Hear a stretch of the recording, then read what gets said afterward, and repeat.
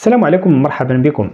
في حلقة اليوم نستعرض موعد مباراة برشلونة ضد أوساسونا في الجولة الثامنة للدوري الإسباني لكرة القدم للموسم 2024-2025. سنقدم لكم تفاصيل المباراة، القنوات الناقلة وأبرز الإحصائيات بين الفريقين. فلنبدأ.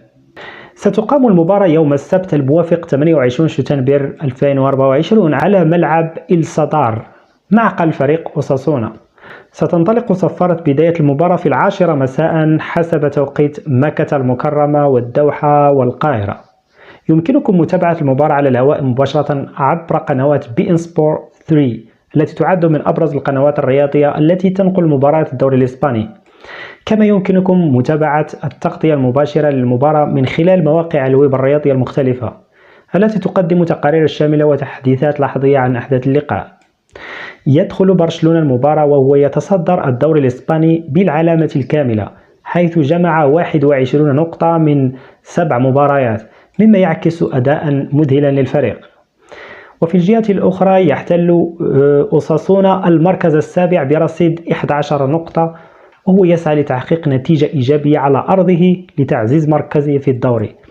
وعلى مر السنوات تفوق برشلونة بشكل واضح في نتائج المباراة السابقة بين الفريقين، حيث حقق 46 انتصارا، في حين تمكن أوساسونا من الفوز في 14 مباراة فقط، وانتهت 16 مباراة بالتعادل.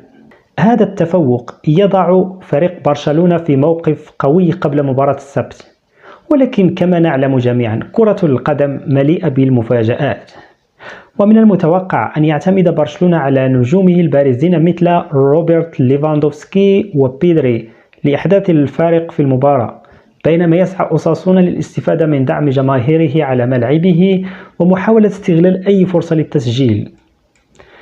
وفي الختام نتوقع أن تكون المباراة مثيرة ومليئة بالإثارة، حيث يسعى برشلونة للحفاظ على صدارته بينما يسعى أوساسونا لتقديم عرض قوي أمام جماهيره. لا تنسوا الاشتراك في القناة وتفعيل جرس التنبيهات ليصلكم كل جديد عن مباراة الدوري الإسباني. شاركونا في التعليقات بتوقعاتكم لنتيجة المباراة. شكرا لمتابعتكم، إلى اللقاء في حلقة جديدة.